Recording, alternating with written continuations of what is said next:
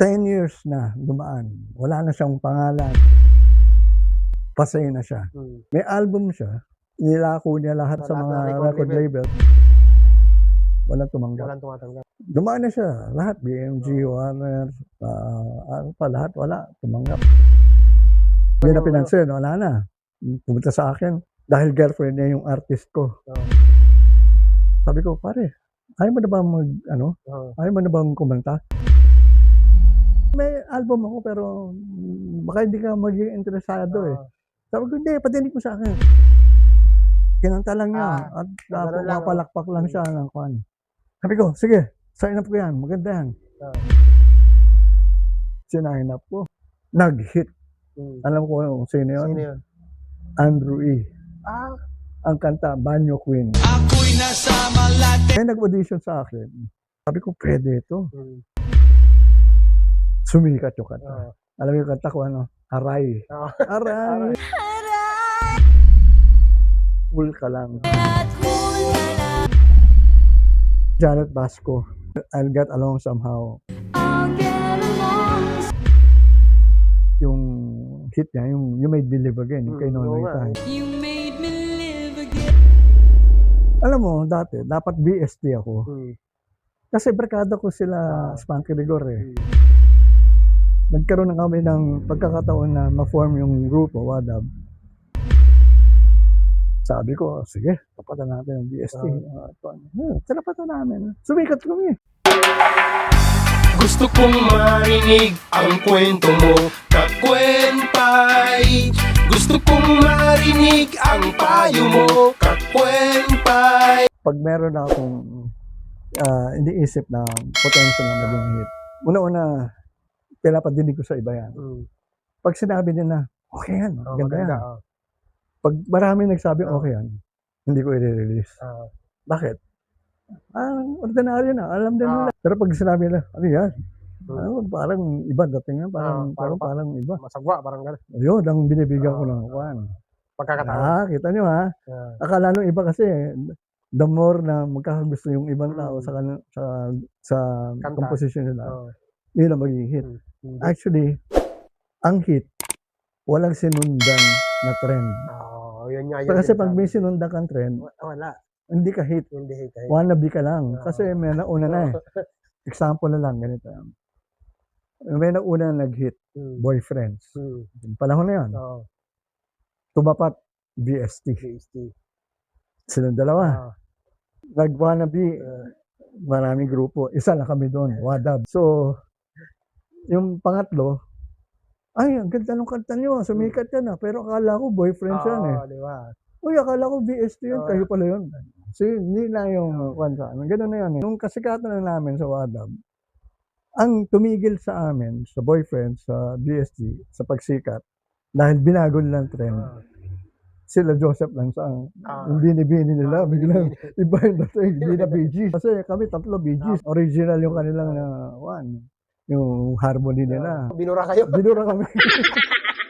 Ang lakas pala ng bini-bini dati. Oo, ganun sila. Kami yung binura nila, hindi yung boyfriends lang. I mean, lahat kami. Kaya kailangan number one ka. Wala kang ginagaya. At pag may hit, hindi kayo mong humupay. Kasi kung nandiyan pa yan, hindi ka makakapasok eh. Kasi malakas yan eh. So, tatimingan mo yan. For example, okay, ito ay isang nag-hit eh. May nag-audition sa akin. Ewan ko kung kilala mo ito. Basta anyway, hindi ko tinanggap dahil yung boss ko, nung nakita siya, nag-split. Nung nakita ng boss ko, sabi, Tato, don't ever sign her up. Sabi ko, okay, hindi ko na sa sign up. Kasi unahan ako ng boss ko eh. Pero, sinign up ni Nonoy Tan. May bagong record company si Nonoy Tan noon. Naghiwalay na kami sa Sueya noon eh. Nasa Sony na ako noon. Sinign up niya yun. Artist, si Mystica. Labi sa labi, tayo'y nagkakisa. Ang gusto ko sa lalaki ay di masyadong malaki ang katawan. Sumikat. So, okay, nandun na yan, no? During that time, may nag-audition sa akin. Sabi ko, pwede kong pantapat ito kay Mystica. Kasi pag nag-iisa pa lang siya, sabihin pwede ko pa siyang sundan. sundan eh. Alam mo yung style na pag may may Sikat na Martin, kabila. may Gary. Ah, Pag merong Nora, may Vilma. So, ibig sabihin may may katapat. kalaban. Pero yung Alam, dalawang may lang ano, yun na talaga may magkatapat. tapat. So, nung may Mystica, sabi ko, itong artist, sabi ko, pwede ito. Hmm. Ba, nung pinresent ko sa kumpanya namin, ayaw ng Ayaw kumpanya na naman. namin. Sabi ko, ano ba yan? Baduy-baduy naman yan. Hmm. Tsaka parang tanda na yung artist mo. Parang hindi na ako. Hindi Pero na maganda obra. naman yung artist. Hmm. Sabi ko, hindi, kaya to. Yung kanta, malakas yung kanta. Dating, tapat natin yan. Ayaw maniwala. Pero pinagbigyan nila ako. Sila na pa rin namin. Sumikat yung kanta. Ah. Alam mo yung kanta ko, ano? Aray. Ah. Aray. Aray, aray nako. Bakit ang sabi mo'y binata ka? Katapal yung dalawa ngayon, Mystical Tawan. Ayun, sumabog si May Rivera. So, ang dami ko talaga napahit ng ganyan na fan. Kasi napag-aralan Isipin ko mo eh. kung ayaw ng manager mo na i-sign si May Rivera. Oo. Dahil sa iyo, Kasi sabi ko, maniwala ka na, mag-hit ito. Oo. Nag-platinum. Oo, nag-platinum. Kasi, talagang bading. Ito ngayon, 10 years na dumaan. Wala na siyang pangalan. Pasay na siya. May album siya. Nilako niya lahat sa Lahat mga ng record record label. labels. Walang tumanggap. walang tumatanggap. Dumaan na siya. Lahat. BMG, Warner, ano pa, lahat. Wala. Tumanggap. Hindi pinapansin yung Hindi na kanyang, pinansin. Wala na. Pumunta sa akin. Dahil girlfriend niya yung artist ko na naka-sign up sa akin. Sabi ko, pare, ayaw mo na ba ayaw mo na bang kumanta? Surprise ko sino to. Ikwento ko muna yung nangyari. So, sabi niya, hindi, wala akong kwan. Hindi, may album ako pero baka hindi ka maging interesado eh. Sabi ko, hindi, padinig mo sa akin. Pinadinig ka sa akin. Sabi ko, padinig mo, kahit walang Binigyan ka ng album. kopya. Hindi, wala. Kinanta lang niya. At ganun lang, mapalakpak lang siya ng kwan. Sabi ko, sige, sign up ko yan. Maganda yan. Sinign up ko. Nag-hit. Alam ko kung sino yun. Sino yun? Andrew E. Ang kanta, Banyo Queen. Ako'y nasa Malate, alas 7 ng gabi. Grabe, ibig sabihin, ikaw palang salarin kung bakit may Andrew A. Hindi, ako talaga, alam niya Andrew yan. Kaya may ginawa siya kanta. Nagpapasalamat siya sa Sony talaga noon na binigyan siya ng pagkakataon. Ano pong mga kwento mo tungkol kay Andrew A? Si Andrew ito lang nga, nung sumikat na siya, 1 year after, dapit sa akin si Andrew. Tato, merong offer sa akin si Boss Vic. Binibigyan ako ng 1 million. Bumalik lang ako doon sa kanya. Sabi ko, hindi ko matatapatan yan. 1 million. Sige, kung gusto mo, at least tulungan na kita. Mag-ahon ulit. So, pinakawalan ko si Andrew. bumalik sa Viva. Ngayon, Yung binigyan siya ng mga pelikula. binigyan siya uli ng pelikula. Pero dati wala na siya. Wala na, Saan na nga siya pumupunta, walang kumukuha sa Oo nga, kanya. kasi nung nalaos kasi siya, gawa nang naban siya sa, diba? Naban siya sa mga radio. Hindi ko alam kung naban siya, Sabi niya whatever. nakita ko sa Hindi ko alam kung naban siya, whatever. dahil nga doon sa kanta niya na double meaning. Double meaning yung iba. Pero hindi ko naman nabalitaan na naban siya. Pero ako, naniniwala pa rin na wala naman ako sinasabi, wala ako kasing kwan sa laos o whatever. Kasi sa akin, baguhin ko lang yung kamalayan mo. Pwede kita pasikatin ulit. Basta maniwala ka lang na kwan.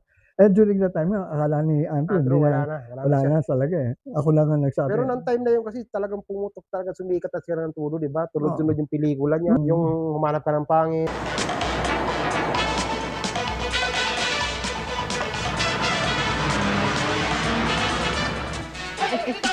Hanap ka ng pangit yung umpisa. Nasa Vicor ako noon.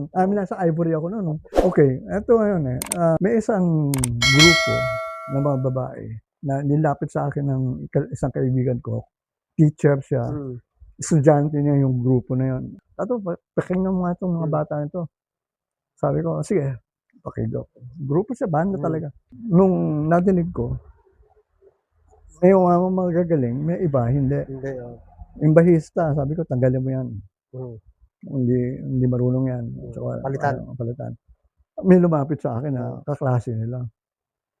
Dito, Tato, sabi sa akin, marunong ako mag-bass. Sabi ko, sige, kung bukas yan. Isang gano'n. Yun, nag-recording na sila. Mm. Tapos nun, nilapit na kay RJ. Kasi si Andrew dati kay RJ yan. Oo. So, nilapit na kay RJ. Yung una, ayaw ko nga ibigay kay RJ. Pero sabi sa akin ni RJ, bakit bigyan mo na sa akin yung grupo na yan. Oh, sige. Di sumikat yung artist, yung grupo na yan. Yung Prettier Than Pink. Yung kanta, Cool Ka Lang. At cool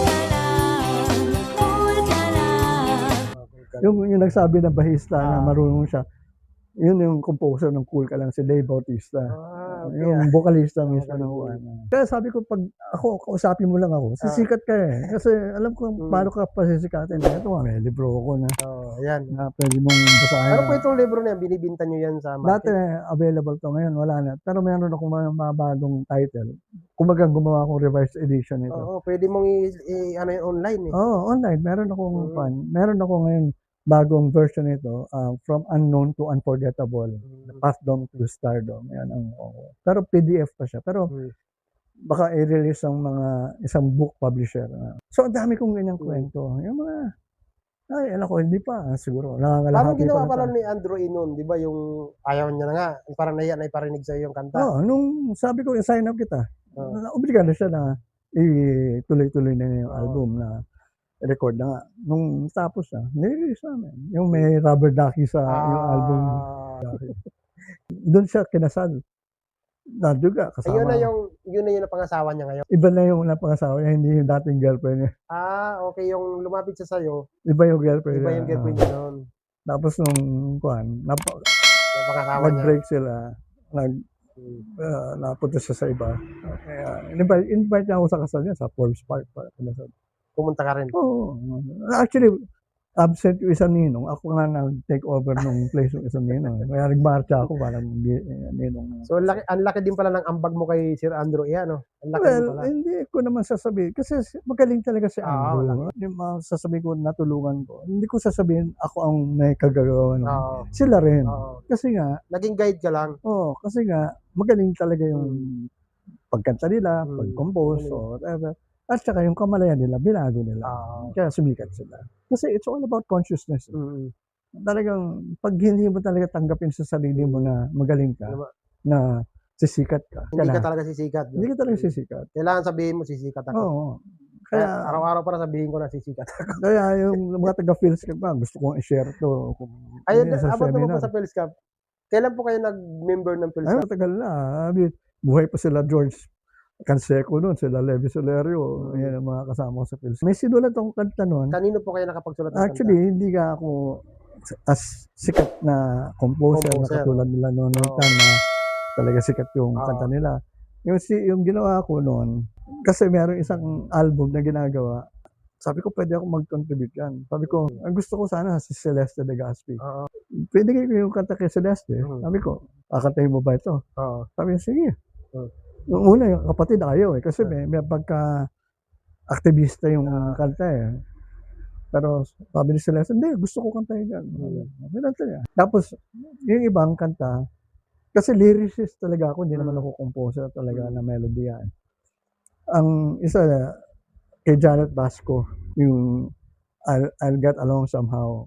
I'll get along somehow without your love. Ang nagawa na melody, si Ray Magtoto, ang lyrics ako. Pero alam mo si Janet, may mga tinatawag tayo one-hit wonder. Pero kahit na one-hit wonder, may hit ka pa rin. Yung hit niya, yung You Made Me Live Again, yung kay Nonoy Tan. You made me live again. I was lost. Yan ang storya ng buhay ko. Ang sabihin, active ako sa industriya. I want to help people become the star that they can become. Pero wala nang lumalapit sa akin dahil wala na ako sa recording. Pero as I've said, ang ginawa ko, nagbibigay ako ng seminar. Ang tawag doon is Star Consciousness. How to become a star. Para lang matulungan ko yung mga tao maging star na sumikat. Ngayon, sa kabigaan nila, wala ka na sa recording, paano mo mapasikat pa yan? Pero, sabi ko, matutunan mo lang itong mga tinuturo ko. Kasi iba na ang ball game ngayon, social media na ngayon, hindi na yung radyo eh. Hindi na kita pwedeng tulungan sa radyo. Oo. Sarili mo na yan, sikap. Pero ituturo ko sa iyo yung principles. Ito na- yung mga nandito sa ano. Oo, ito yung mga 7 nandito. principles na tinuturo ko, yun ang kailangan matutunan nyo. Kaya, pag natutunan mo yun, So ito sa akin na to. no, sa Ayun, iyo. maraming thank you po. Ayan, at Oo. meron na akong babasahin. Kaya, Baka dito na ako sisikat. ay, naku, sikat ka na eh. Yun ang kailangan eh, yung kumpiyansa mo sa sarili. Ikaw ang lahat ng gumawa, yung composition mo na yon, lyrics, sa'yo lahat yon. Kay Celeste Legaspi, oo. Ano pong title nun? Someone to help us. Alam mo, pag nakita mo yan, binasa mo sa YouTube, someone to help us. Ang mababasa mo, hindi yung words sa someone to help us. Psalm 12 sa Bible. Salmo. Pero pag binasa mo, Psalm 1, 2, help us. Open parenthesis. Ayun po. We need someone to help us. Lord, we know you're that someone to help us. Nasa ano ko yun eh, nasa Palawan ako yun eh. Pag dumatating ka doon sa hotel, hindi ba, bukas mo, may makikita kang Bible. Pag bukas ko ng Bible, sabi ko, baka may Bible dito. Yung pala, talagang sa mga hotel yan na may Bible doon na nilalagay sila. So, binabasa ko, wala pa akong ginagawa noon. Nakita ko yung verse na yun, someone to help us. Pwede kong gawa ng kanta ito. Yung tamang-tama nga, nung kailangan ng kanta ni Celeste, sabi ko, meron na akong naisip. So, inano ko sa piano ko.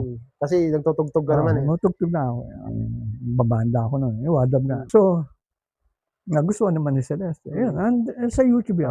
Madidig. Isa yun sa mga... Yung pinagmamalaki na, okay, hindi nga ako sikat yung mga composer.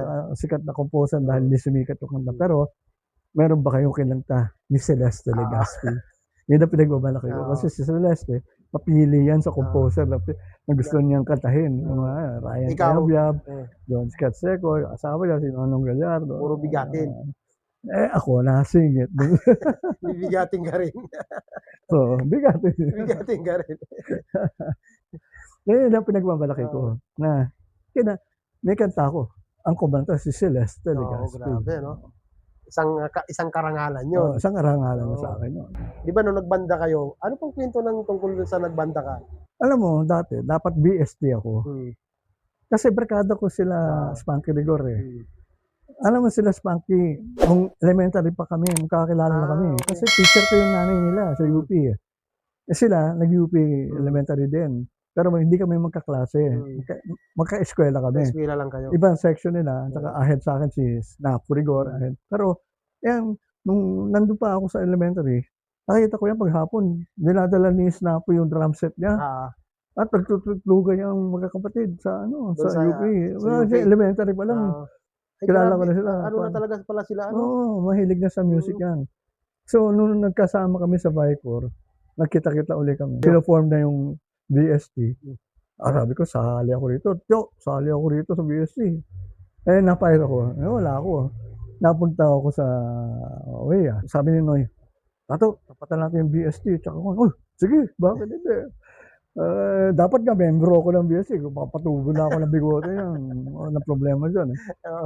Kasi puro yung bigote dapat eh. Kasi, tsaka, barkada lahat yan eh. Yung mga kamiyembro doon eh, sila Balet Gasket.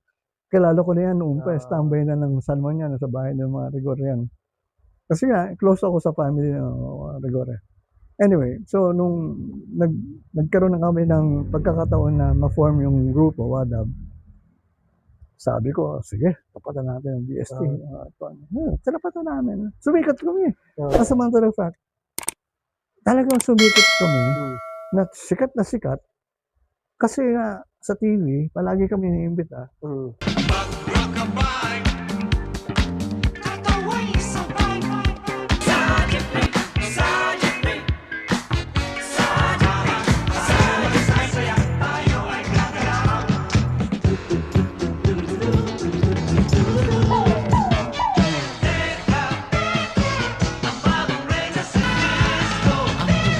Ay ulitin mo at muling sasayaw tayo. Parang ulap ang nilalakad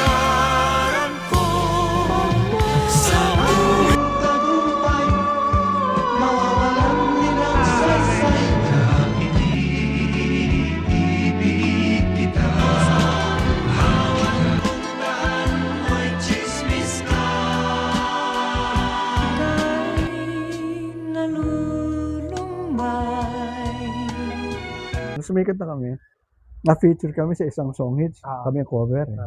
Alam ko may mga magazine stand sa Timog. So doon pa ako pumunta para bumili kasi dito sa Kamias wala eh. So pumunta ako sa Timog. Sabi ko doon sa sales lady, meron ba kayong song hits? Ito, totoo yan. Pabili nga ng 5 nito. Bakit bibili mo 5? Eh kasi yung grupo na yan eh. Tapos tinignan yung grupo. Sabi nung yung babae na titinda, ay, yung grupo na yan, galing yan. May crush nga ako sa isa dyan eh. Sabi ko, buka ako yun. Sabi ko, sino yung crush mo dyan? Tapos tinuro niya yung nakadilaw. Ako yun eh. Sabi ko, miss, ako yan. Tinignan niyo yung No. ay, sa picture ka lang pala gwapo. Hello, ko rin na. Hindi, okay. Yan, Di technique baka yan. nahiya lang kasi yun. Hindi. Totoo yung sinabi niya. Totoo yan. Kasi alam ko yung angulo ko sa TV. Kasi remember galing ako sa television. Alam mo kung paano Kaya pag i-angle. nakafocus sa akin yung camera, alam ko kung ano yung angulo na pabor sa akin. Kasi kita mo yung mga superstar, yung pati sa pelikula, inaano nila yan na ito yung best angle ko. Kaya kailangan dito dapat palagi ang fan. So, napag-aralan ko yan. Kasi Kaya, yun ang ano mo eh. Gawakanta lang kami. Alam ko na kung Saan ka? paano ko angulo na yan. Dito yan. Alam ko na. So, markado na yun. So, talagang napaglaruan na ako ng mga direktor at mga camera na, uy, gwapo to. Ang dami yung hanga rito.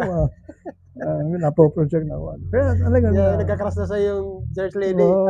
pati sa photography, yung pagpo-pose, ganyan. Alam ko na kung ano yung paano kong pupose. So, sa mga ganun paraan, napakita ko na star ako in a way. Pero eto, ang talagang isa pang naging kasikatan ko, hindi lang sa music, nag-artista ako. Ako nga pala, nalaman ko na nag-artista ka rin. Kasi ako,